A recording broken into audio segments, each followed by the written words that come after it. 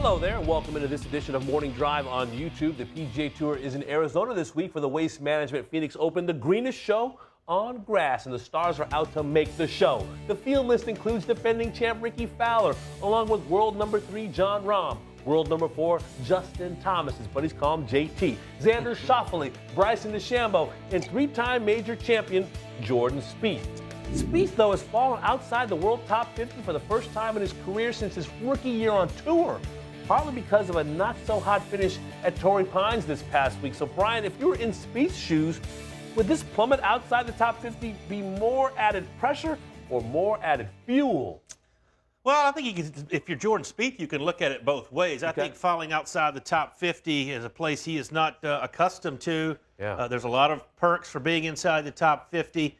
But look, it all starts naming off the tee with Jordan Spieth. You know, we thought last week that if he could get it in the fairway, that he could play those 2 difficult golf courses at Torrey Pines. Didn't work out that well for him there. This is a golf course where you can be a little bit looser off the tee. But gosh, his driving numbers are abysmal. He needs to try to rectify whatever issues he's having with his full swing. Look, his putting is there. I think he's putting as well as he ever has, and that goes back to 2015. But yes, this has to be an incentive. All of his close buddies are winning. Justin Thomas is winning. Ricky's winning. Jordan Spieth, it's been 900-plus days. Incredible. Since the 17 Open at Birkdale. So, look, he needs to start somewhere. Might as well start this week in Phoenix. Weather should be nice. A lot of birdies to be made. He just has to find the fairway a little more often. So tough. 2015, you have a season where you're the youngest Masters champ since Tiger Woods. You have a year where you're compared to Tiger and Rory and Hogan in some all-time years past. And it's impossible to live up to that standard, but he would settle for just getting some good golf going again. It just seems so difficult. Why? What's the issue? Driver is the issue. Okay. Golf swing is the issue. The putter was gone for a while, which was shocking as well, but it's back. He's putting great. Since the PGA, Bethpage Black last year, he's been putting fantastic, but the driver has not gotten any better. The stats just bear that out.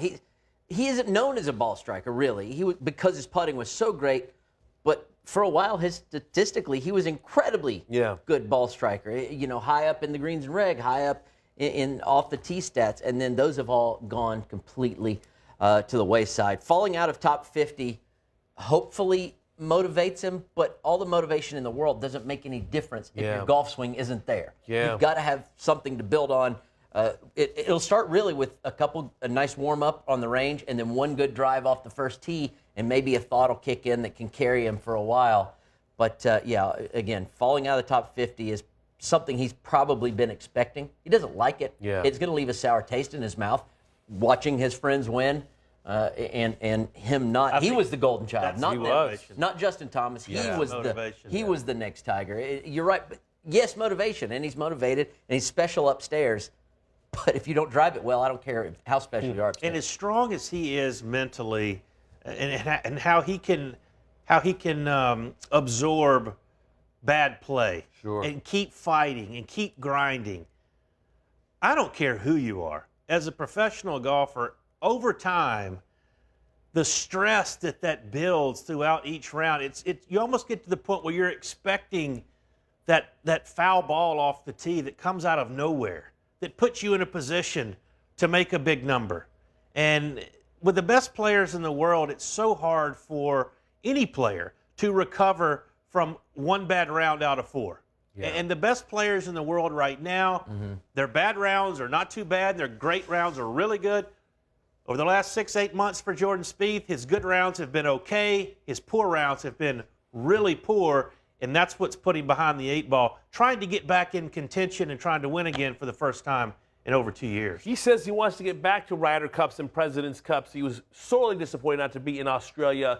You know, you want to get back to Atlanta, where he's missed the last couple of years. Get back in the major championship conversation. Where do you start? What's your first goal? Is it like a little goal? Hit a few more fairways this week. Be a little closer, with proximity to the hole. Where do you start? How do you set those goals as you build, to borrow the word that I think Robert you start used? with a short-term goal. I think it starts, like Robert said, have a good warm-up, enjoy the Pro-Am, get kind of in tune with the golf course, and then it all starts on Thursday. My goal today, if I'm Jordan Spieth starting my round, is to avoid the big numbers. Yeah. And that's with any player in the field, but really that's been his Achilles heel of late, having one big number or one bad round.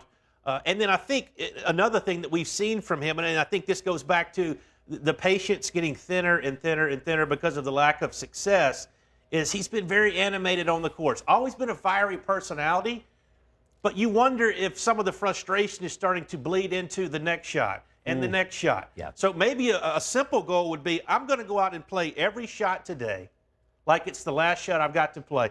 Focus on that, and then every shot is independent from the next one. And not let my psyche and my belief and my lack of belief and lack of confidence get in the way of the next shot. I don't need any influence on the next play when the shot comes. I think that could be an easy goal to do. How about for you, Robert? How would you do it? He is quicker to be slumped shoulders, kind of hangdog out there, whereas he used to, you're right, fiery.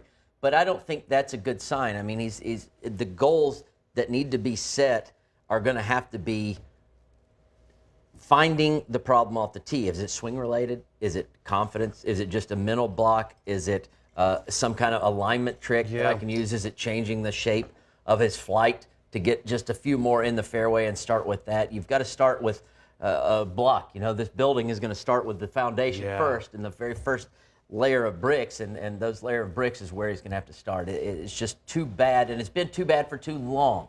The driving, we talk about Jordan Spieth all the time. And we always say, okay, he's struggling a little bit, but he's going to be back. Yeah. And I'm to the point where I'm saying to myself, I'm saying Robert, because that's my name, Robert. I said, Robert, he might not be coming back from this. I don't know if he's shown signs at even a given tournament where, wow, he hit it really nice this week, and he's going to be okay. The putter's back, that's good, but it hasn't equaled wins or a lot of contention. What do you think, Damon? Do you think the top 50 is even on his radar? I don't think it's on his mind. I think it's about finding some consistency, finding a reason to smile in this game, which he hasn't had for a long time. No win since 2017. A player as prolific early in his career, as prideful, his makeup as such being a fighter. It's been a long, tough stretch for Jordan Spieth. As the late John Wooden said, it's the little things that make the big things happen. So I like how you guys are making small, short-term goals. Maybe that'll help the bigger picture for Jordan Spieth, one of the big names to watch this week in Phoenix. Well, folks, if you enjoyed today's conversation, make sure to subscribe to Golf Channel's YouTube page for more, and tune in to Golf Channel and Morning Drive every day for the latest golf news.